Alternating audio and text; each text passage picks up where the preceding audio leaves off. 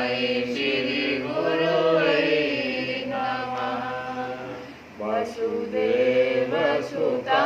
देवं कंसचाणूरमर्दनं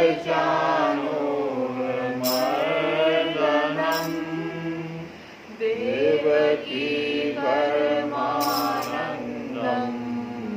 कृष्णं वन्दे जगद्गुरुं। रुक्मिणीकेलिसंयुक्तं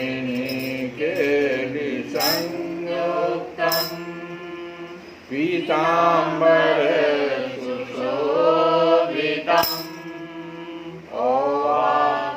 तुलसीगन्धं कृष्णं वन्दे जगद्गुरुं।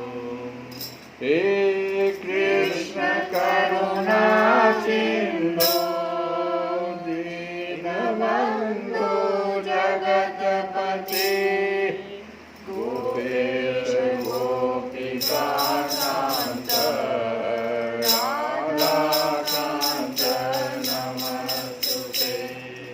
तप्त कांचन गौरांगी राधे वृंदावनेश्वरी विश्वानुसुते देवी प्रणमामि हरिप्रियम्। श्री कृष्णाय वासुदेवाय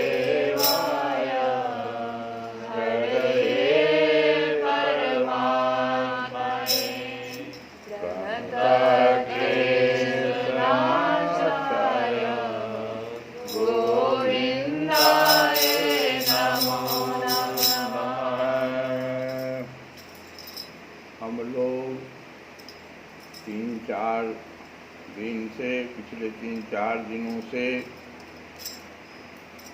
धुंधुकारी की कथा जो चल रही थी उसमें आसुरी स्वभाव का वर्णन आया।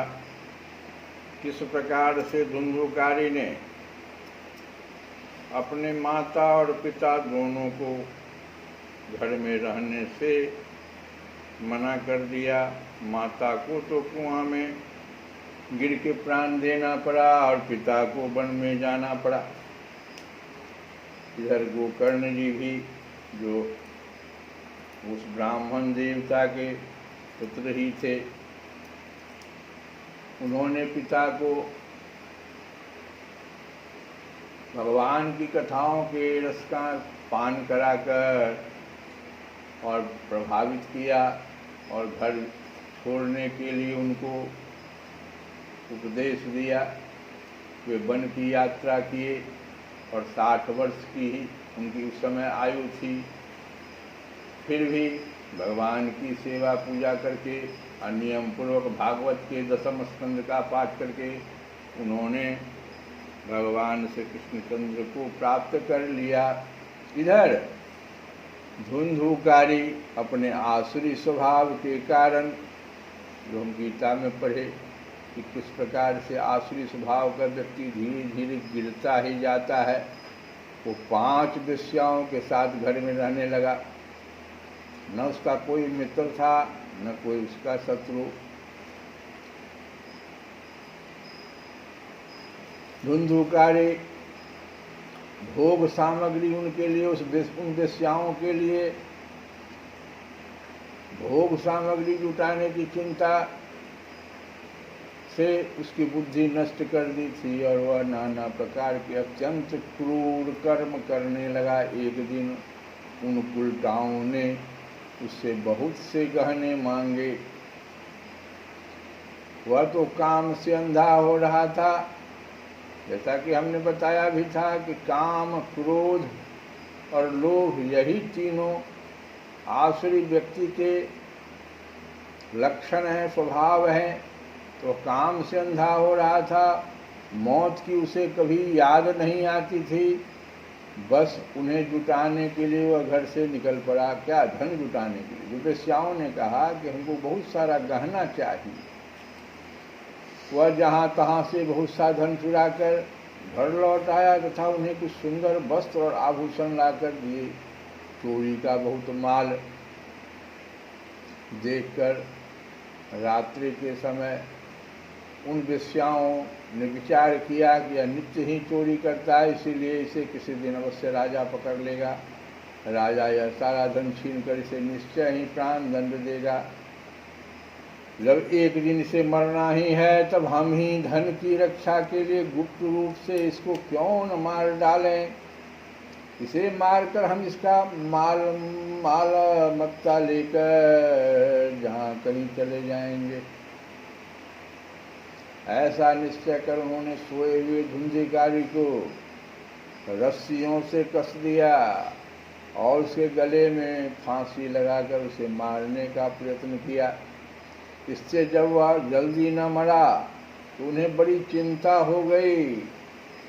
तब उन्होंने उसके मुख पर बहुत से दहकते अंगार डाले, जो कितना भयंकर आसुरी स्वभाव आदमी को कितने भयंकर घोर नरक की ओर ले जाता है। फांसी लगा के मारने की कोशिश किया। इससे वो नहीं मरा तो क्या किया, बहुत सारा दहकता हुआ अंगारा ले आया लकड़ी का, और उसके उसी अग्नि के लपट से वो बहुत छटपटाया। अब मर गया तो उसको तो बांधे हुए था, रस्सियों से कस से बांध दिया। उन्होंने उसके शरीर को एक गड्ढे में डालकर गाड़ दिया। सच है, स्त्रियां प्रायः बड़ी दुस्साहसी होती है। स्त्रियां प्रायः बड़ी दुस्साहसी होती है।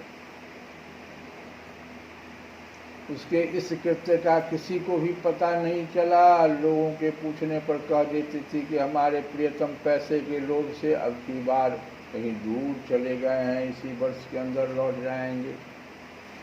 बुद्धिमान पुरुष को दुष्टा स्त्रियों का कभी विश्वास न करना चाहिए। ब्राह्मण का वो गांव था, ब्राह्मण का ग्राम था, याद रखना। इसे लोग पूछते थे कि कहाँ गया तुम्हारा पति। तो बुद्धिमान पुरुष को दुष्टा स्त्रियों का कभी विश्वास न करना चाहिए। जो मूर्ख इनका विश्वास करता है उसे दुखी होना पड़ता है। इनकी वाणी तो अमृत के समान होती है। दुष्टा स्त्रियों की वाणी जो है अमृत के समान होती है, लेकिन कामियों के हृदय में रस का संचार करती है। वो ऐसी वाणी है जो काम पुरुष हैं, काम के वशीभूत हैं, ऐसे व्यक्तियों के हृदय में वह वाणी रस का संचार करती है, किंतु हृदय छुरे की धार के समान तीक्ष्ण होता है। भला इन स्त्रियों का कौन प्यारा है। वे कुलटाएं, याद रखना, सभी स्त्रियों के बारे में नहीं है। वो स्त्री कौन थी, तो वेश्याएं थी। इन स्त्रियों का कौन प्यारा, इन स्त्रियों, इन शब्द लगाए मतलब उन वेश्याओं का कौन प्यारा है। वो तो धन के लोभ में सारा कर्म करती। वे कुलटाएं धुंधुकारी की सारी संपत्ति समेट कर वहाँ से चंपत हो गई। उनके ऐसे न जाने कितने पति थे, वेश्या ही तो ठहरी। और धुंधुकारी अपने कुकर्मों के कारण भयंकर प्रेत हुआ।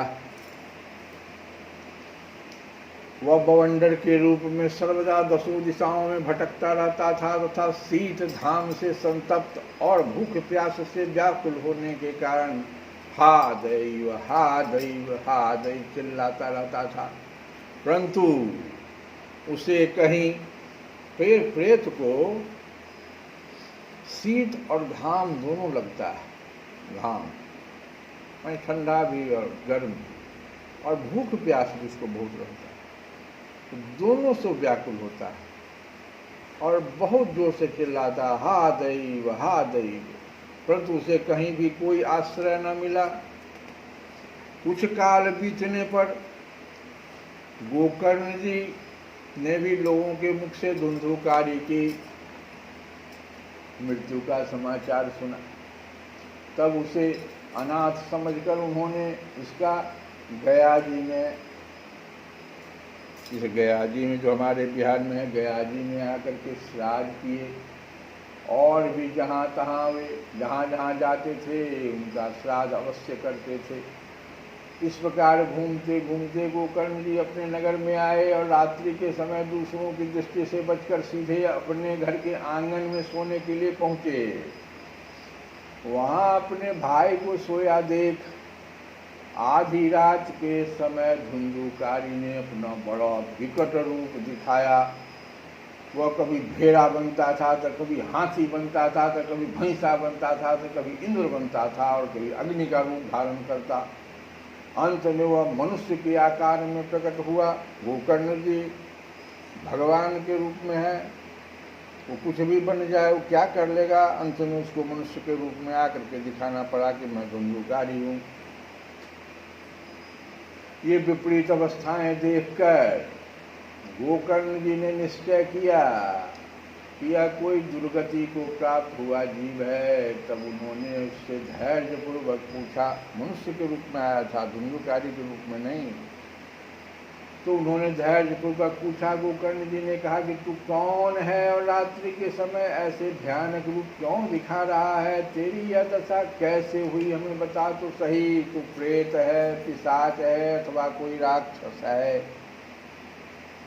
सूत जी कहते हैं गोकर्ण जी के इस प्रकार पूछने पर वह बार बार जोर जोर से रोने लगा। उसमें बोलने की शक्ति नहीं थी, इसलिए उसने केवल संकेत मात्र किया। एक बात और समझ में आ गई कि प्रेत को बोलने की शक्ति नहीं होती है। संकेत किया। तब गोकर्ण जी ने अंजलि में जल लेकर उसे अभिमंत्रित करके उस पर छिड़का। इससे उसके पापों का कुछ शमन हुआ और वह इस प्रकार कहने लगा। अब उसमें शक्ति आई बोलने की। तो प्रेत बोला, मैं तुम्हारा भाई हूँ, मेरा नाम धुंधुकारी। मैंने अपने ही दोष से अपना ब्राह्मण तत्व नष्ट कर दिया। मेरे कुकर्मों की गिनती नहीं की जा सकती। मैं तो महान अज्ञान में चक्कर काट रहा था, इसी से मैंने लोगों की बड़ी हिंसा की। अंत में कुलटा स्त्रियों ने मुझे तरपा कर मार डाला। इसी से अब प्रेत योनि में पड़कर यह दुर्दशा भोग रहा हूँ। अब दैववश कर्म फल का उदय होने से मैं केवल वायु भक्षण करके जी रहा हूँ। भाई, तुम दया के समुद्र हो, अब किसी प्रकार जल्दी ही मुझे इस योनि से छुड़ाओ। गोकर्ण ने धुंधुकारी की सारी बातें सुनी और तब उससे बोले। गोकर्ण जी ने क्या कहा, सुनो भाई, मुझे इस बात का बड़ा आश्चर्य है। मैंने तुम्हारे लिए विधिपूर्वक गया जी में पिंडदान किया, गया में भी जाके मैंने पिंडदान किया, फिर भी तुम प्रेत योनि से मुक्त कैसे नहीं हुए? यदि गया श्राद्ध से भी तुम्हारी मुक्ति नहीं हुई तब इसका और कोई उपाय ही नहीं है। अच्छा, तुम सब बात खोल कर कहो, मुझे अब क्या करना चाहिए? श्री कृष्ण गोविंद हरे मुरारी।